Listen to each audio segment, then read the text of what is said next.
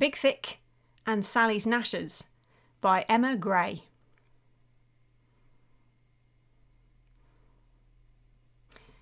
The webcam rings.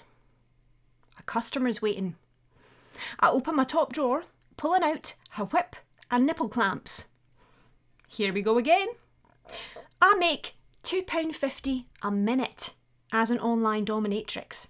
More than I ever made stacking shelves. I was the first to get the boot for B&M when the lockdown was announced. Hey there, I say, twirling my hair, fully clothed. BigThick 8756 is typing. Do you like to bite? I sure do. Can you show me your sharp teeth up close? Kiss, kiss. You dancer. I love a weirdo. This is a walk in the park compared to filling out shitey online surveys for a bit of extra cash or asking folk to donate to watch my comedy shows. My ex, Benny, always said I wasn't as funny as I thought I was. Have you got fangs? BigThick 8756 asks. I show off my Gnashers to the webcam. It's a good thing I decided against braces. Love that. Kiss, kiss. I keep my eye on the clock. Which are the sharpest? Kiss, kiss. I point to my incisors. They look like wee fangs. In life, you never know what's around the corner. Or rather, who's going to pop up next? Saggy Balls 89 is typing. Kinky priest here. I'm dead. Benny couldn't afford this. Every penny was a prisoner to that bastard. He'll be well and truly out on his arse now the shops are shut. Well, inside on his arse. No one's getting a choice about that, thanks to Big Boris. Then there's me, turning the apocalypse into the ultimate business opportunity. My granddad did say that it's an ill wind that blows some good. The laptop's ringing. Ex-pro porn star wants to private chat. Ex-porn star my ass, I think, before clicking yes and forcing a smile. Hello there, I say. Hey babe, he types. I'm wearing my Ann Summers pyjamas. 9 times out of 10, the mace flesh these weirdos want to see is my feet, and it suits me down to the ground. Are you single? He asks. Single as a socially distanced Pringle. Ex-pro porn star has left the chat. Talk about a sense of humour bypass. The webcam rings again. It's like Wankadilly Circus the next. Teacher in 1962 would like to enter private chat. I click yes. Oh, I like to chat first. He types. Brilliant, I think. One eye on the timer. How are you? I ask. I'm good. He types. My wife's away for the weekend, so I came here for some company. Why are you doing this? I pause. I might as well be honest. I need cold, hard cash to pay my rent, and if I'm lucky, for a wee bit of therapy and all. God knows Benny would have 10 kittens if he could see me doing something like this. Benny? My ex? Not a word of a lie, he was a first-class prick. He never raised a hand to me, but 5 years with him was enough to send me loopy. I stopped talking. Teacher 1962 is the one paying me to listen to his problems, no the other way around. I'm sorry to hear that, he types. So, tell me about ye and your missus. What brings you here? Strict religious family. We married really young, and I feel like I missed out. Have you ever met a lassie from the internet? Never. It's just for company when she's away. But back to you. What did Benny do to you? I pause. I had not to lose. Teacher 1962 was just another faceless wanker. I was just another lassie that would tell him to bash his balls against a table if he wanted me to. Benny manipulated me. Gaslighting's what they call it, right? Deep down, I knew there was something off about him. Then one day, I called the police. It was just a hunch. I asked if he'd a clean record. I'd found some stuff on his computer that didn't sit well with me. I'm sorry. Turns out he'd been reported in charge with being a peeping Tom while we were together. The lassie was only 16. I've no idea how he didn't get time, but he's got a black mark against his name for sure. Did you leave him after that? Totally ghosted the bastard. 5 year down the drain. Good for you. But the thing is, I still keep an eye on him. I know all his usernames. Bastard hasn't changed his passwords. He's got some other lassie on the go. Pretty sure he's broke lockdown to see her, and she's got no idea what he's like. He's mouthing off about her on his blog and everything.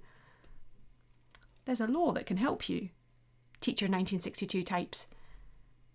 What do you mean? Would I have to phone the police? Yes. They can contact that woman and disclose his record to her on your behalf. It can be anonymous. I'm no sure, I say. He'll know it was me. It's all anonymous. I'll think about it. I catch a glimpse of the timer. Teacher 1962 has been on for a good 10 minutes now, and I've given him naught but an earful of my problems. Do you have a good relationship with your wife between the sheets? She won't let me go down on her. Oh no. Can you no try couples counselling or something? I've tried talking to her. A lot. It's just how she is. I'm here for respectful fellas like this, I think. It was lovely talking. He types. Aye. Enjoy the rest of your night, I say, waving to the camera. Put yourself in the shoes of the other woman, he types. Would you want to know? Teacher 1962 has left the chat. I lag off the webcam. Benny scared me. He once pushed me over in front of our friends outside a bar. I fell and hit my head. He was roaring with laughter. The others didn't find it funny.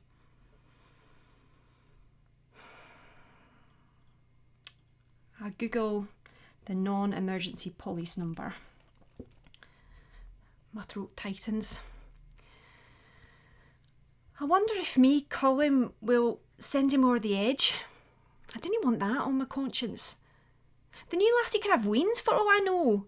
I have no idea what Benny is capable of, and it's always better to err on the side of caution. I take a moment and I log onto Twitter. #believe her is trending.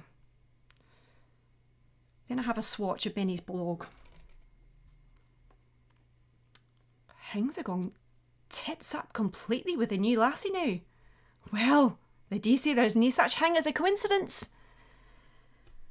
I take a deep breath and I press call. I gain more than enough thought to this. Lassies need to stick together, and if the shoe was on the other foot, I'd want to know. Hello, you're through to the police, a woman says. How can I help you? Holly, I'd like to warn someone. There's this man and he's abusive. The poor lassie probably has no idea, but she deserves to know the bugger's on a register. What's your name? It's for our records. You can be totally anonymous. Sally Green.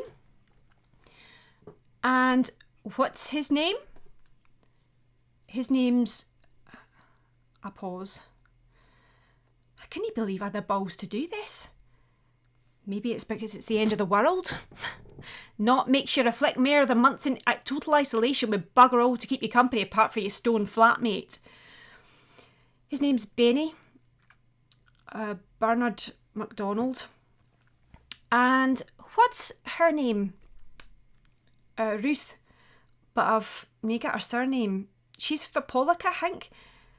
I pass on as many details as I can. We'll do our best to find her, the woman says.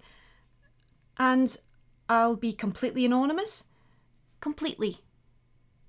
A wave of relief rushes over me.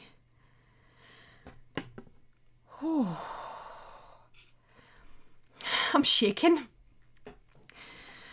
There's only one thing for it.